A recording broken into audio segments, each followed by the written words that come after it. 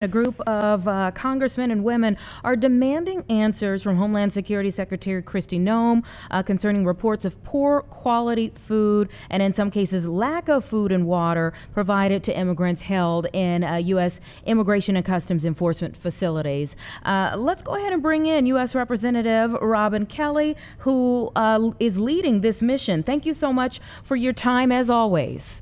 Thank you. Okay, so of course, I think one of the things that we have to start with is when we talk about facilities overall, much of the attention in this area would have been the Broadview ICE processing center, and that question as to whether it was being used as a detention center instead.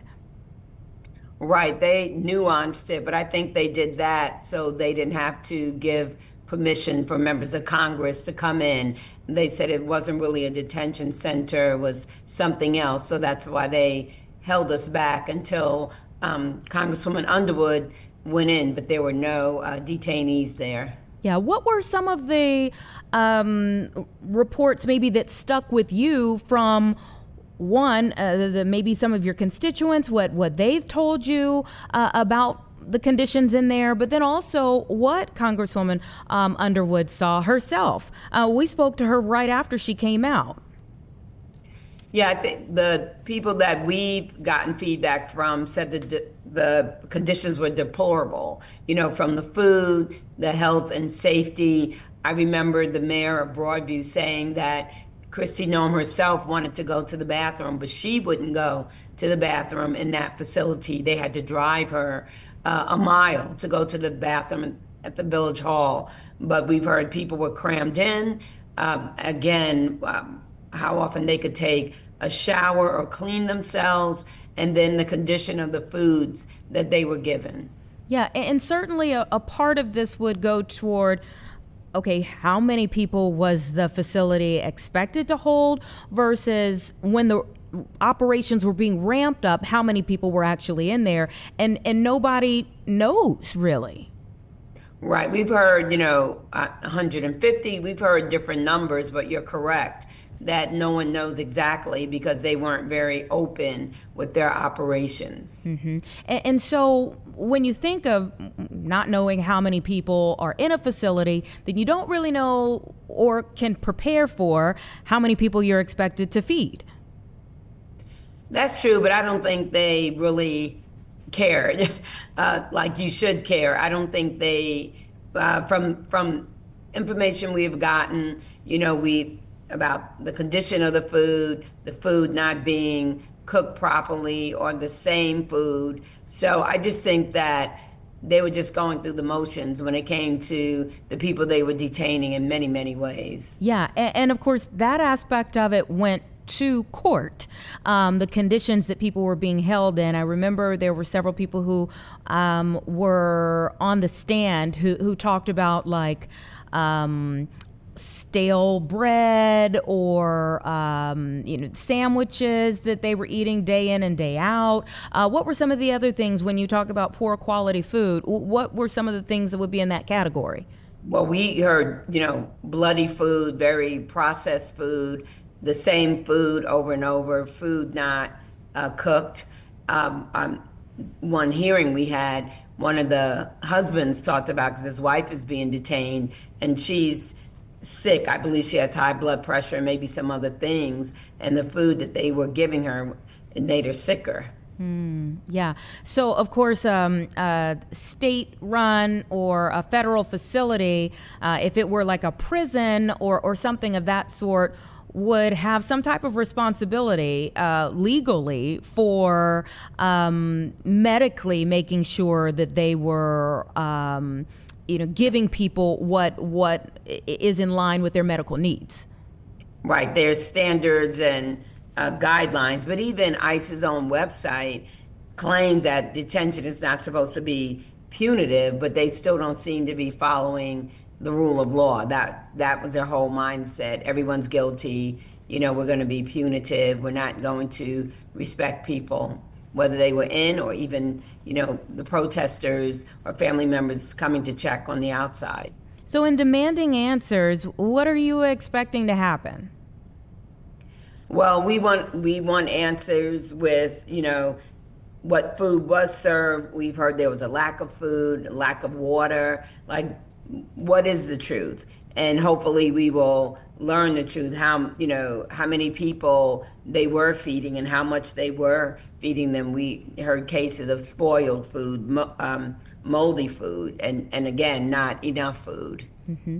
But how do things turn around? And I guess I ask that because so many of these things ended up in court, but that didn't necessarily change the operation fundamentally.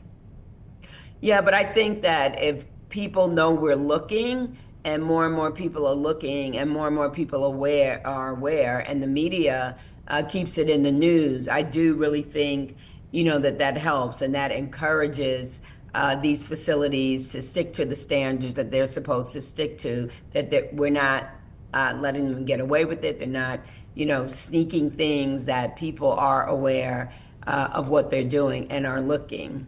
Yeah. When you think about the Operation Midway Blitz and the microscope that it was under, especially during the height of it here, I want to ask you a couple of questions about that. One, what is your reaction to still seeing raids in this area? I mean, there was one in Elgin that we had video of that we aired on Monday that happened over the weekend.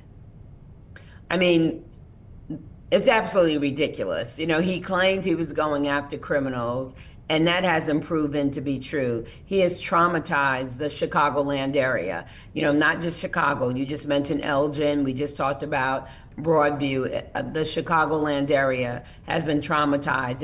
And beside morally what he's doing, but economically, he's hurting businesses. People don't want to go out. They don't want to go to restaurants. People don't want to go to their jobs. People don't want to send their kids to school. So they're really doing a disservice, and also they're doing a disservice to American citizens. They're getting pulled out. In my district, where the helicopter landed, they pulled out undocumented, and they pulled out American citizens, and now because of the destruction, they all have to find a new place to live.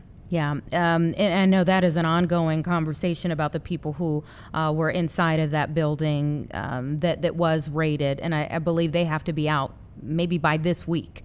Because of very soon. Mm-hmm, yeah.